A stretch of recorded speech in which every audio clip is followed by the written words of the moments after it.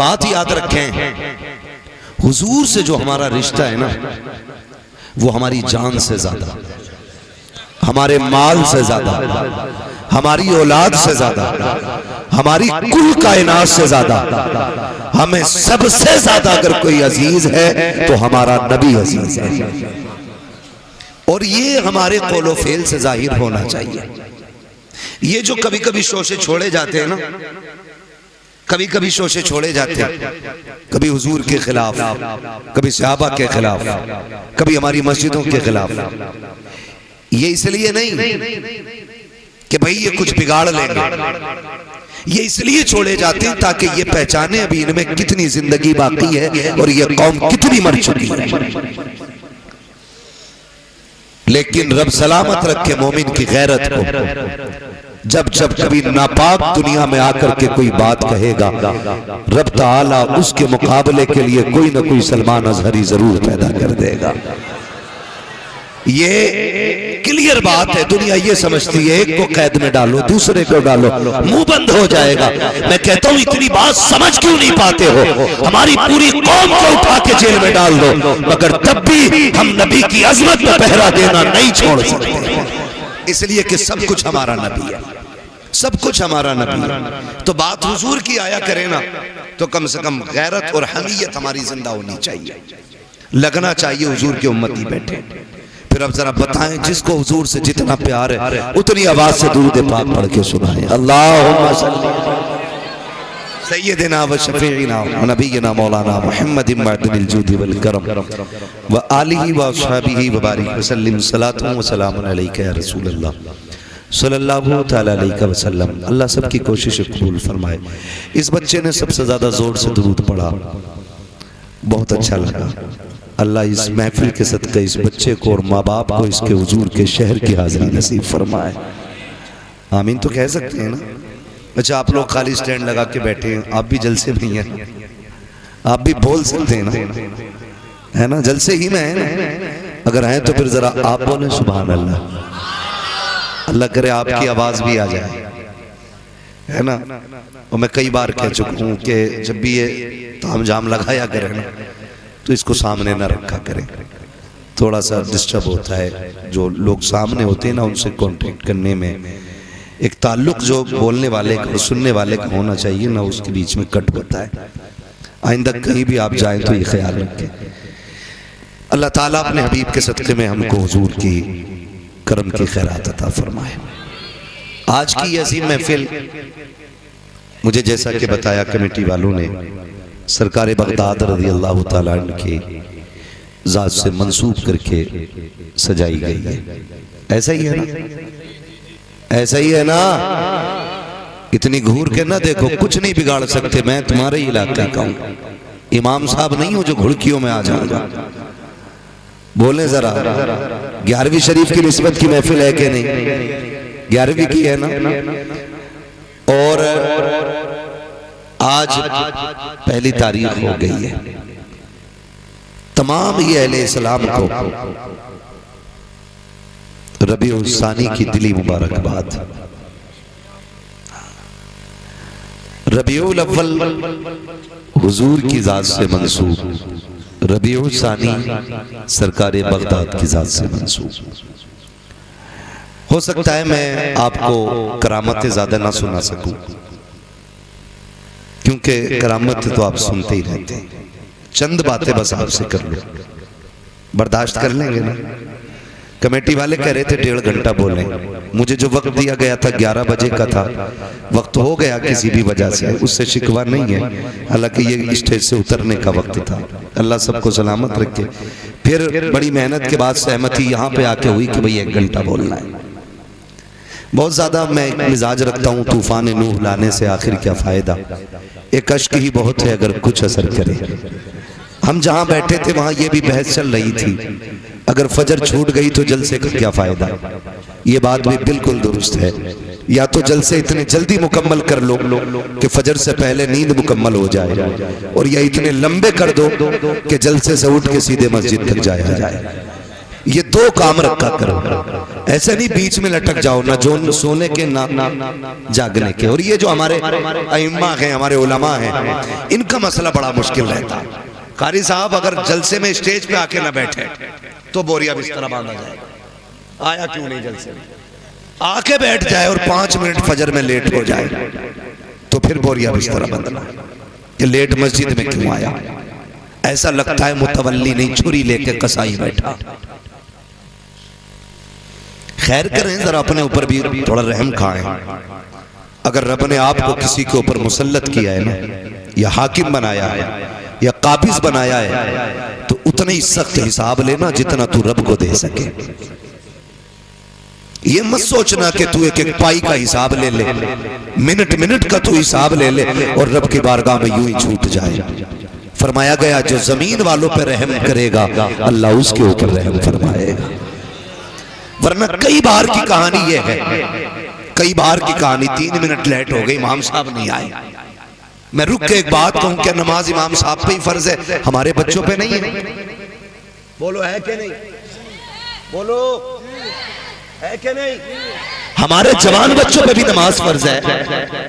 इमाम के लिए 3 मिनट देख रहा है बैठ के। अगर इमाम 5 मिनट भी लेट आया तो तुझसे नहीं पूछा जाएगा इमाम 5 मिनट लेट क्यों था। अगर तेरे बेटे ने सजदा नहीं किया ना तो तेरी गर्दन पकड़ के पूछा जाएगा, बता तेरा बेटा नमाज में क्यों नहीं था। जिसकी फिक्र करनी चाहिए थी उसकी फिक्र ही नहीं की, और जहां मतलब नहीं वहां सर चढ़ जाते हैं हम लोग। तो थोड़ा सा ये भी सिला रहमी का, वरना मैं पूरी जिम्मेदारी के साथ कहता हूं खुदा की कसम, इमामों की बड़ी कुर्बानियां होती हैं।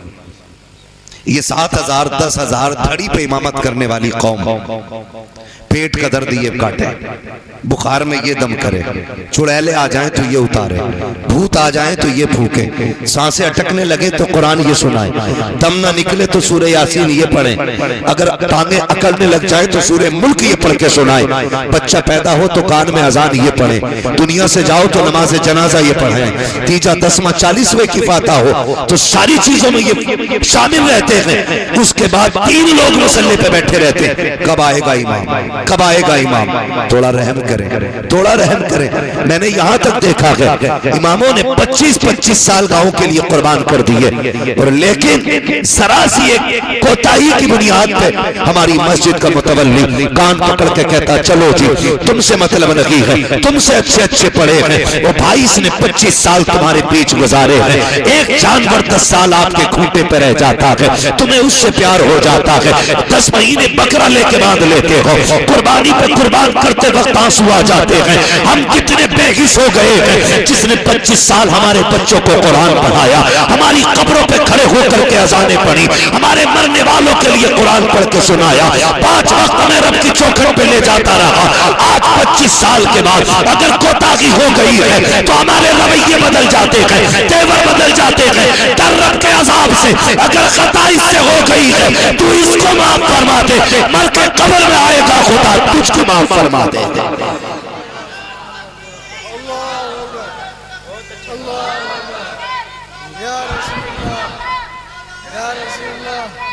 हाँ ये दुख की बात है, दुख की। बदलो अपने रवैये। ओ भाई इमाम है, घोड़ा नहीं है, लंगड़ा हो गया तो गोली मार दी। इमाम है ये, कदर करें, कदर करें, इज्जत करें। खुदा की कसम हम इनकी कदर करें ना करें, रब के फरिश्ते भी इनकी कदर करते हैं। ये कौन है ये तो मर के पता चलेगा। आज खसाब हूं ना मैं, आज प्रधान हूं, आज टांग पे टांग रख के बैठता हूं, कोई बोल नहीं सकता सामने, मेरे सामने किसी की आवाज ऊंची नहीं होती है। आज के ये लहजे हैं, सारी अकल निकल जाएगी। जिस दिन मलाकुल मौत ने पंजा रख दिया उस वक्त सारे लहजे नीचे हो जाएंगे, सारी सांसें ठंडी हो जाएंगी। जो रग थिरकती रहती है इसको खरकत देने वाला कोई नहीं मिलेगा। ओ मेरे भाई आज जिंदगी दी है रब ने, अपनी जिंदगी जिंदगी का मुहासबा करें, बजाय इसके कि किसी और पे हम तोहमतें लगाएं, इल्जाम लगाएं, जलील ठहराएं। अपने आप के बारे में सोचो, और जब कभी गुनाह याद आ जाया करे, रात को मस्जिद का दरवाजा खुला है, जाके मुसल्ला बिछा दो, रो के रब को आवाज दो, वो तो इतना करीब है, तुम एक बार रहमान कहते हो, वो 70 बार तुम्हें या अब्दी कह के आवाज देता है। नारे तकबीर, नारे रिसालत, फैज़ाने बुजुर्गाने दीन अल्लामा मुफ्ती हम्माद रजा साहिब किबला, सुभान अल्लाह। इसका इको हल्का कर दें भाई, और आवाज बढ़ा दें, बात समझ में आनी चाहिए।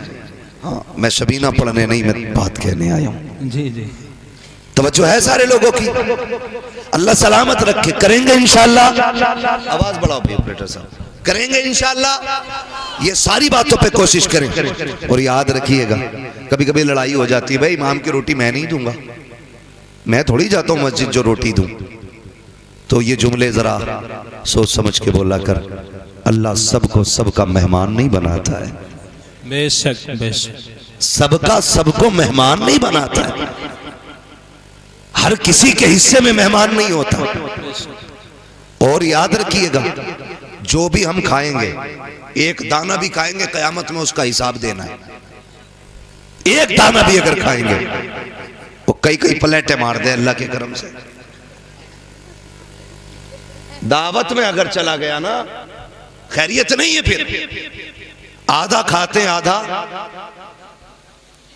है कि नहीं? ये बात, एक बाप जब बेटी की रुखसती के लिए रोटी का इंतजाम करता है ना, तो जब गोश्त तुलता हो ना, तब देखो उसे कितनी फिक्र होती है,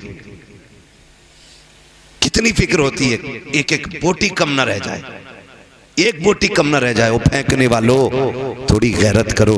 अगर अपने दस्तरखान पे ऐसी बोटियां फेंकते हो तो ठीक है, फिर मर्जी है, वरना हम औकात जानते फेंकने वालों की। अगर बीवी गोश्त का छीछड़ा छुटा के ना सईद अख्तर भाई फेंक दे, तो उसके सर पे डंडा लेके खड़ा हो जाता है, हरामखोर, पता नहीं 250 रुपए किलो का लाया हूं, तेरा 250 रुपए किलो का है। ये जो गरीब बाप बेटी के निकाह के लिए एक एक जिंदगी की पाई इकट्ठी करके खाना लगाता है, टेबल पे आधा खा के फेंक दे हो, खुदा की कसम सोच भी नहीं सकते हो उस बाप के कलेजे पे क्या गुजरती है, जिसने जिंदगी भर की कमाई लगा करके खाने का इंतजाम किया है। कदर किया करो रोटियों की, इज्जत किया करो। अल्लाह अगर तुम्हें दे रहा है, इसकी कदर करो, वरना मेरे नबी ने फरमाया, रिस्क की इज्जत करना। अगर ये रूठा तो कभी जिंदगी में एक दाना तुम्हें मैसर नहीं हो सकता है। बेशक बेशक, बंद होने का जरिया ये नहीं है कि रोटी नहीं मिलेगी, गेहूं पैदा होने बंद हो जाएंगे। अभी लगा है बीमारी खेतों में, ईख के पत्ते सूख गए। मैं भी बैठा था गांव में अपने, तो बातें होने लगी, बोले ईख को कोरोना हो गया। क्या हुआ भाई, ये कैसे हुआ है ना? ईख को कोरोना हो गया। क्या हुआ कि पत्ते सूख रहे हैं, 20 बीघे सूख गई, 30 बीघे सूख गई। मैंने कभी पिछले हफ्ते में आया था, तुम तो कह रहे थे मेरे खेत के जैसा किसी का खेत नहीं। उस टाइम पता क्या बात कही जा रही थी? उस टाइम कह रहे थे जो दवा मैंने डाली है ना, किसी ने नहीं डाली। किसी का गन्ना ज्यादा काला तो कह रहा जो बीज मेरा है ना, वो बीज है, किसी का ही नहीं। अब जब खड़ी खेती सूख गई, अब कह रहा कोरोना हो गया। भाई दवा नहीं है, कब कुदरत की मार है ये, कोई दवा से ही ठीक ना हो रही। मैंने कहा तू याद कर अपने लहजे, खुदा की कसम रज़्ज़ाक़ अल्लाह है।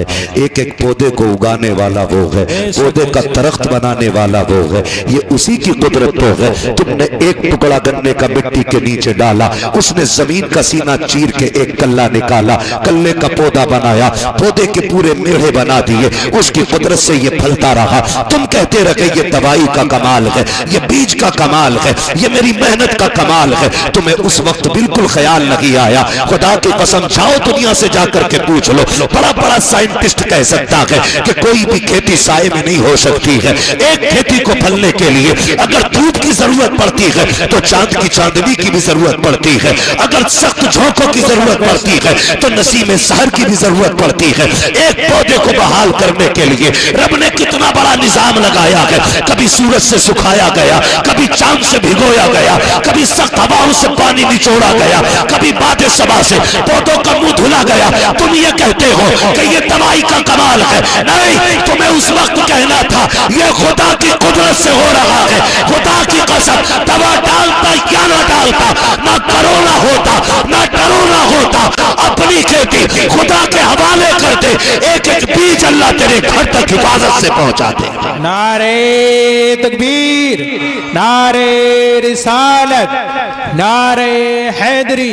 अल्लामा मुफ्ती हम्माद रजा साहिब किबला, बहुत अच्छा पैगाम है माशाअल्लाह। करो कुछ, बहुत अच्छा, बहुत अल्लाह की कुदरत का इनकार न करो।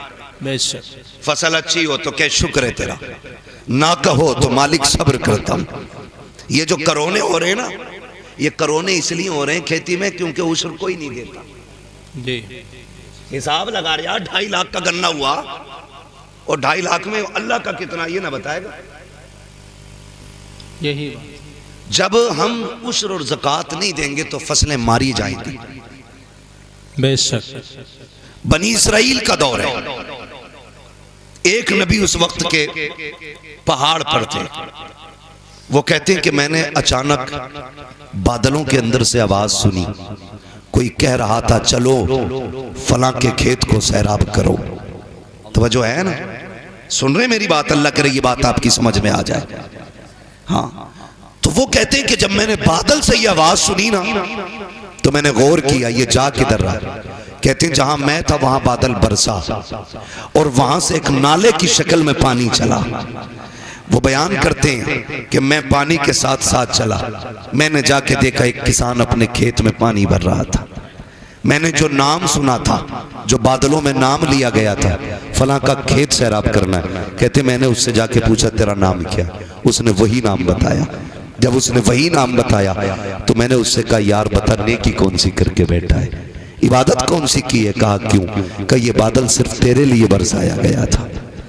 ये बनी इसराइल के नबी कहते हैं, जो उस वक्त के नबी हैं। वो कहते उस वक्त के नबी थे। उन्होंने कहा, मैंने कहा यार बता नेकी कौन सी की है, कौन सी इबादत करके बैठा है जो तेरे लिए सिर्फ बादल बरसा है? उसकी आंख में आंसू आ गए। उसने कहा इबादत क्या करूंगा, मैं रब का गुनाहगार बंदा। कहा फिर ये बादल तेरे लिए क्यों बरसा, क्या अमल करता है? उसने कहा जब मेरी खेती तैयार हो जाती है, इससे जो भी पैदा होता है उसके मैं 3 हिस्से किया करता हूँ। एक हिस्सा बच्चों पे खर्च करता हूँ, एक हिस्सा अल्लाह की रजा के लिए गरीबों में तकसीम करता हूँ, एक हिस्सा फसल में लगा देता हूँ। अल्लाह अकबर। आवाज आई जो हमारे लिए गरीबों पे खर्च करता है उसकी फसलें मारी नहीं जाती है, अल्लाह उसके नसीब का पत्थरों से पैदा फरमा दे। सुभान अल्लाह, सुभान अल्लाह, माशाअल्लाह। लेकिन हम अगर पड़ा हुआ मिल जाए ना तो माले गनीमत, रातों रात बटियां की बटियां साफ।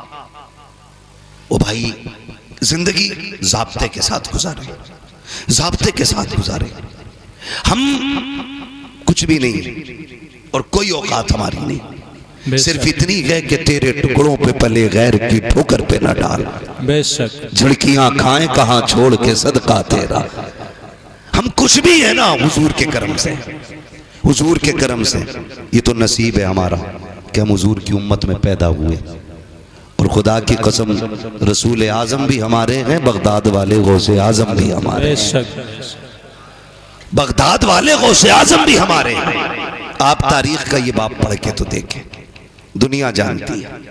कई बार ये सुना होगा, वाकया सुनाना मकसद नहीं, सिर्फ कुछ बताना चाहता हूं। सरकार गौस पाक के वालिद का नाम क्या है? सलामत रहो भाई, सलामत। हजरत अबू साले जंगी दोस्त रहमतुल्लाहि ताला अलैह वालिद यही है ना? बोलो हाँ यही नाम है, मुझे भी यही लग रहा है। वालिद कई बार सुना होगा, रोजे से रहते थे, दिन भर रोजा रखना, रात भर नमाज पढ़ना। एक दिन भूख तेज की लगी ना, सुने बहुत गौर से, भूख तेज की लगी तो रोजा भी था, कहने लगे चलो दरिया के किनारे इफ्तार कर लेते। पानी पीने रोजे इफ्तार के लिए गए थे, सेब आ रहा था, उठा के खा लिया। क्या किया? अच्छा बताओ, किसी के पेड़ से तोड़ा था? बोले जरा, किसी से छीना था? दरिया में बहता हुआ आ रहा था, उठा के खा लिया। जैसे ही हलक के नीचे उतरा, फौरन दिल ने सवाल किया। दिल ने कहा, अबू साले, अगर रब ने कयामत में पूछ लिया कि जो सेब खाया था मालिक से भी पूछा था कि नहीं, जवाब क्या देना है? कांप गए, घबरा गए। रुक के जरा बताओ, दरिया का बहता हुआ सेब उठा के खा ले, दिल कबूल नहीं करता है। आज ना बाजार में बंदा खड़ा हो जाता है, इस ठेले से उस ठेले पे, उससे उस पे, सुबह से शाम तक ना उठा उठा के खा के कह रहा क्या रेट दी है? उसने कही 70 रुपए, कह रहा महंगी है। फिर सिंगाड़े वाले के पास पहुंचा, पहले खाया फिर पूछा क्या रेट है? का 60 रुपए, महंगा है। ऐसे पूरे बाजार में घूम फिर के ठलुआ बंदा पेट भर लेता है। हल्दी लगी ना फिटकरी, रंग चोखा आ गया। शाम को आया सीना चौड़ा करके, ओ भाई हराम के लुकमों से बच, हलाल के लुकमे खा। आज औलाद जूता लेके बाप के आगे खड़ी है तो इसमें जिम्मेदार औलाद नहीं, बाप भी जिम्मेदार है। अगर तुम्हारा बेटा तुम्हारे सामने जूता लेके खड़ा है तो फिर लुकमे तलाश करो कहां से खिलाए थे, क्या खिलाया था बच्चों को। इसलिए कि अगर लुकमे हलाल के होते हैं तो औलाद मां बाप की फर्माबरदार होती है। ये ख्याल रखिएगा मेरी बात का। हराम के लुकमे नस्लें तबाह कर देते हैं। देर नहीं लगती है ना मैंड पे चलने। हम लोग अक्सर खेत में घूमने वाले लोग, इसलिए इस लेवल से मैं बात कर रहा हूं। बारी मारी सूत के किसी के खेत में गुजर जाओ, धान के धोरा पूरा ही साफ है, एक बाल में धान नहीं मिलेगा तुम्हें, सब सूत दिए। और करना कुछ नहीं है, चार खाएगा बाकी। याद रखना, हिसाब देना पड़ेगा इसका, और हिसाब इतना सख्त होगा, पूछा जाएगा जो तूने दाना चबाया था वो कितना खाया था, और जो छिलका फेंका था वो कहां फेंका था किसका, किसकी जमीन में डाला। देखने में कोई औकात है धान की छिलके की, मगर हिसाब इतना सख्त होना है। लेकिन हमें डर नहीं लगता, अरे देखा जाएगा, देखा जाएगा, कम कोई नहीं है। बाट देख लो, बेच रहा है ना तो 900 ग्राम तोल लिया, खरीद रहा तो 1 किलो 100 ग्राम डंडी मार के ले रहा। कपड़ा अगर नाप रहा है तो 10 सेंटीमीटर कम है, वो कह रहा जी इतने में ही आया। और अगर कह दो छोटा रह गया तो सुकड़ गया होगा।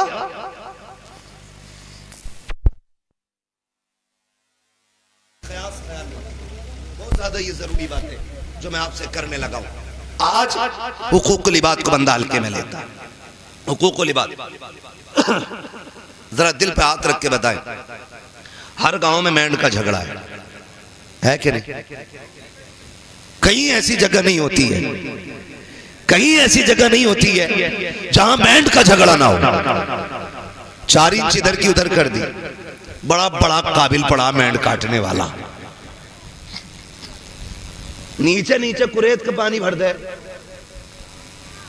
अगले दिन 4 इंच खेत बढ़ जाओ उसका, क्या भाई इधर कैसे आ गई ना, लौट गई होगी।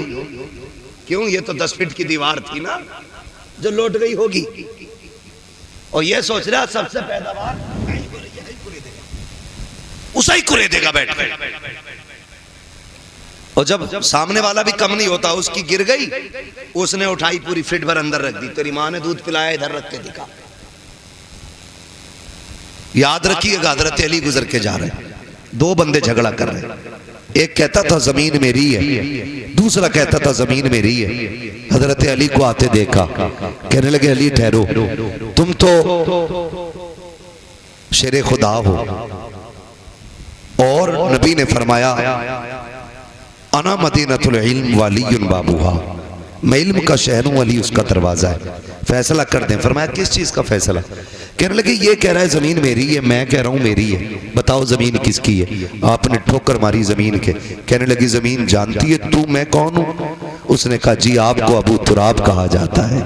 कहने लगे एक बात पूछूं? कहा पूछे ना अली। ज़मीन से अली बातें कर रहे हैं, बताए कि कहा क्या? कहा ये कह रहा है मेरी है, ये कह रहा है मेरी है, तू बता किसकी है? ज़मीन ने अजीब बात कही। ज़मीन ने कहा अली इनसे कह दो ना मैं इसकी हूं ना मैं इसकी हूं, बल्कि ये दोनों मेरे हैं। हुए नाम वर बेनिशां कैसे कैसे, ज़मीन खा गई आसमां कैसे कैसे।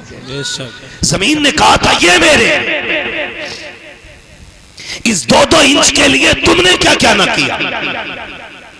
जरा सी मेंढ की खातिर तुमने अपनों पे गोलियां चलाई, अपनों के सर तोड़े, लाठियां डंडे चलाए, अपनों को घर से बेघर किया, बहन बेटियों को कोर्ट कचहरी में खचेड़ा, सिर्फ 2 इंच जमीन की खातिर। और यार क्या चला जाता अगर तुम अपने सगे भाई के लिए 2 इंच जमीन की माफी दे देते, या तुम्हारा क्या चला जाता अगर किसी भाई का हक ना मारते। और भाई जहां तू बाप का बेटा है वो भी तो बाप का बेटा है, बाप की संपत्ति में बेईमानी कैसी? लोग कहते हैं हम परेशान है, मैंने कहा किसी की औकात नहीं है जो तुम्हें परेशान कर सके। हमारी परेशानी की वजह हम ये लोग हुआ करते हैं। जाओ जाके कचहरियों में देखो, भाई का मुकदमा भाई के खिलाफ है, भाई का दावा भाई के खिलाफ है। जेलों में जाके देखो, जितने भी दाढ़ी टोपी वाले हैं उनको फंसाने वाले अक्सर मुसलमान क्यों होते हैं? उनका जायदाद का झगड़ा क्यों होता है? और मेरे भाई खुदा का वास्ता इस 2 इंच 4 इंच फिट भर के लिए अपनों का खून न बगाना,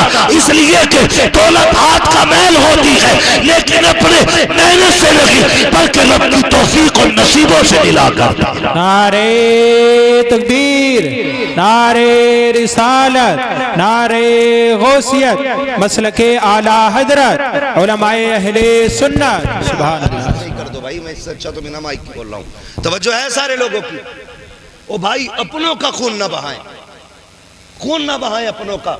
और तुम जिसके लिए अपने का गला काट रहे हो ना, ये तुम्हारे साथ कब्र में नहीं जानी। लेके गया है कोई? गया है कोई लेके?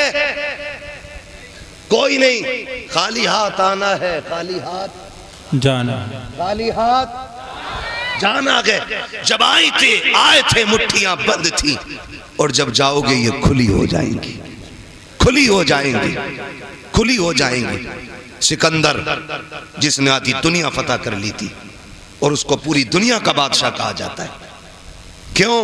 क्योंकि जिस स्पीड से वो दुनिया फतह कर रहा था, अगर जिंदगी साथ दे देती पूरी दुनिया फतह करता वो। जानते हो, चलते चलते रास्ते में सांप ने काटा, जहर फैला, बिस्तर पे लेट गया, तबीबों ने इलाज किया। इलाज होते होते एक दिन तबीबों ने हाथ उठा दिए। तबीबों ने कहा ये बादशाह अब आखिरी लम्हात आ गए, बचोगे नहीं। उसने कहा कितना वक्त है? कहा बस चंद सांसें हैं। उसने कहा क्या मैं यहां से अपने वतन नहीं जा सकता? उन्होंने कहा नहीं, अब इतनी मोहलत नहीं है तुम अपने वतन जा सको। तब सिकंदर ने कहा था मेरे पास बहुत दौलत है, जाओ जाकर के ऐलान कर दो मेरी सारी दौलत कोई ले ले और इतनी सांसें दे दे कि मैं अपने मुल्क में जाके मर सकूं। तो सबने कहा था बादशाह सारी कायनात लेकर के कोई तुझे एक सांस नहीं दे सकता। उसने कहा फिर दौलत किस काम की? कहा लोगों मैं मर जाऊं, मेरे हाथ कफन से निकाल देना। कहा किस लिए? ताकि दुनिया को बता दूं ये दौलत इतनी बेवफा है, तुम्हारे ही काम लगी आनी है। हाथ निकाल देना ताकि दुनिया दौलत को सब कुछ न समझे, दुनिया जान ले सिकंदर खाली हाथ आया था, खाली हाथ। नारे तकबीर, नारे रिसालत, नारे गौसियत, मसलके आला हजरत अल्लामा मुफ्ती हम्माद रजा साहिब किबला। सुभान अल्लाह, बहुत अच्छा पैगाम। ओ भाई ये किसी के साथ नहीं गई है, और यह के बाद दीगरे सब की बारी है। आज मेरी है, कल आपकी बारी है। लोग कहते हैं हम उसे छोड़ के आए कब्रिस्तान। औकात क्या तुम छोड़ के आए? वो तुम्हें लेके गया था कब्रिस्तान तक। वो जो जनाजे में लेटा है ना, वो तुम्हें लेके गया था। वो गड्ढा दिखा के लाया है, उसने कब्र दिखाई है, उसने मिट्टी दिखाई है, उसने तख्ते दिखाए हैं, उसने अंधेरा घर दिखाया है। उसने कहा मैं तो चल दिया, तू इसकी तैयारी करके आना, तू इसकी तैयारी करके आना। लोग समझ बैठे हैं कि नहीं नहीं जी जो भी है ऊपर ही ऊपर है। नहीं, असल मामला नीचे का है, असल मामला नीचे का है। हलाल की दौलत इकट्ठा करना बच्चों के लिए, ये दुनिया बड़ी बेवफा है। मर के देखो, अगर बाप करोड़ों भी छोड़ के गया है ना, तो बेटों ने सोने के सिक्के नहीं दिए मस्जिद में। ये नहीं सोचा मेरे अब्बा ने मेहनत से कमाई थी, लाओ इसे ही बख्शवा लिया जाए। सोचा ही नहीं। सोचा बाप की जायदाद है तो भाई ये माले गनीमत है, अब नहीं दूंगा मैं किसी को। ना करे मेरे रसूल पर रौनक फरोज बाबा कार।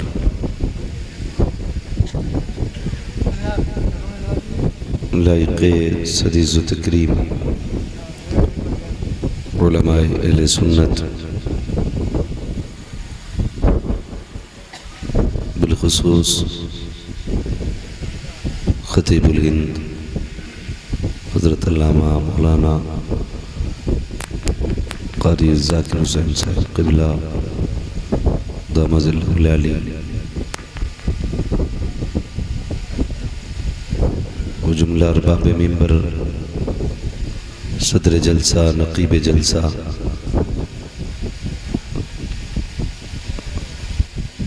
जुमला शुअराए इकराम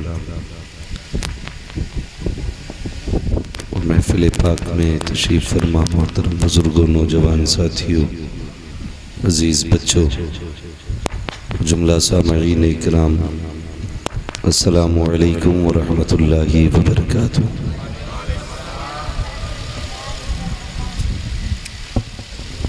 इसको बटन बंद कर दो, शायद हवा लग रही है ना इस पर, ये वाला माइक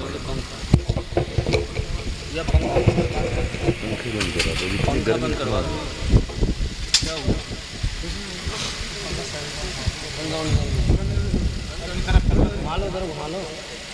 अल्हम्दुलिल्लाहि रब्बिल आलमीन वल आक़िबतु लिल मुत्तक़ीन वस्सलातु वस्सलामु अला रसूलिहिल करीम, अम्मा बअद फ़अऊज़ु बिल्लाहि मिनश शैतानिर रजीम, बिस्मिल्लाहिर रहमानिर रहीम।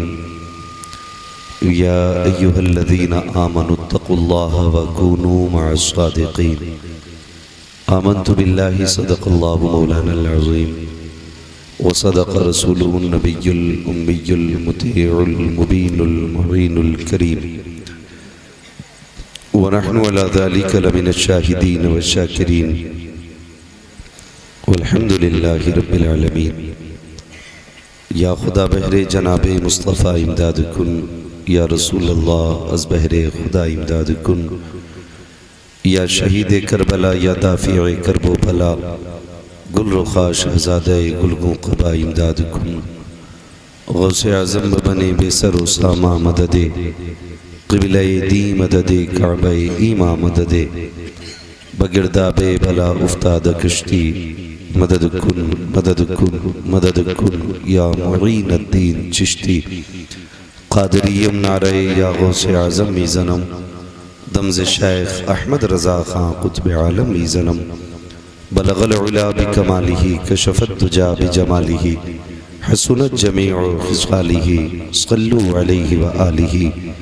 करूँ तेरे नाम पे जाँ फ़िदा, न बस एक जाँ दो जहाँ फ़िदा, दो जहाँ से भी नहीं जी भरा, करूँ क्या करोड़ों जहाँ नहीं।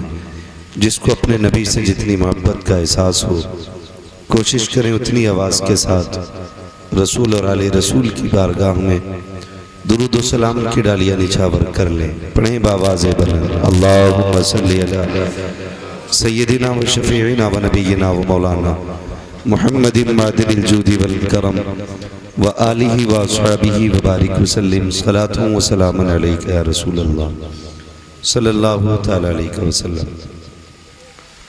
मिंबर रसूल पर उलमाए अहले सुन्नत का नूरानी काफ़िला जलवागर है।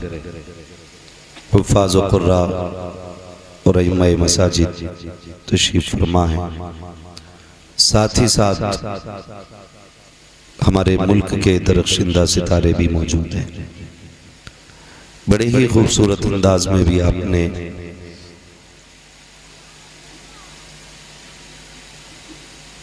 शायर अहले सुन्नत दलीब गुलशन रिसालत अली जनाब हज़रत सईद अख्तर जोखनपुरी से नातो मनक़बत के अशार मुलाहिज़ा फरमाए। उनसे पहले खूबसूरत अंदाज और आवाज़ में अपनी ही मुरादाबाद के एक चमकते हुए लहजे भाई शमीम रज़ा फैज़ी साहब से नात मनक़बत के अशार सुने। नक़ीब अहले सुन्नत अपनी मुकम्मल कोशिशों के साथ इस प्रोग्राम को यहाँ तक ले आए। मैं दिली मुबारकबाद पेश करता हूँ जुमला अरकान कमेटी और अरबाब मिंबर की तरफ से भी मुबारकबादी उन तमाम बच्चों के लिए जिन्होंने इस हसीन महफिल को सजाया। अल्लाह ताला सबकी कोशिशें अपनी बारगाह में कबूल फरमाए। एक बात ज़हन नशीन कर लें, जलसे की उम्र 4 घंटे नहीं होती है और ना ही 24 घंटे होती है। जलसा तब से शुरू हो जाता है जब से जलसे की तारीख मुकर्रर की जाती है। ये अरकान कमेटी बानियाने जलसा ये तारीख के दिन से लेकर के जलसे के बाद वाले दिन सामान वापस पहुंचाने तक मुसलसल मेहनत करते रहते हैं। हम लोग ये तो कह देते हैं कि भाई ये काम ना करो, ये कर रहे हो, ये मत करो, या इन्होंने ये क्यों किया है। इतना आसान भी नहीं होता जलसे कराना, मुश्किल होता है। इन्होंने यहां तक प्रोग्राम को पहुंचाया, हम लोगों के लिए यहां तक कि कुर्सियां लगी लगाई मिल गई।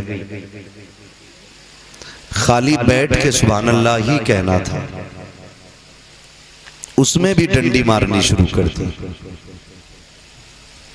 क्या ये भी जिम्मेदारी सिर्फ उन्हीं बच्चों की है जिन्होंने पिंडाल लगाया, मौलवियों को बुलाया, या उन्हीं लोगों की है जिन्होंने मेहमानों को खाना खिलाया कि सुभान अल्लाह भी वही कहें।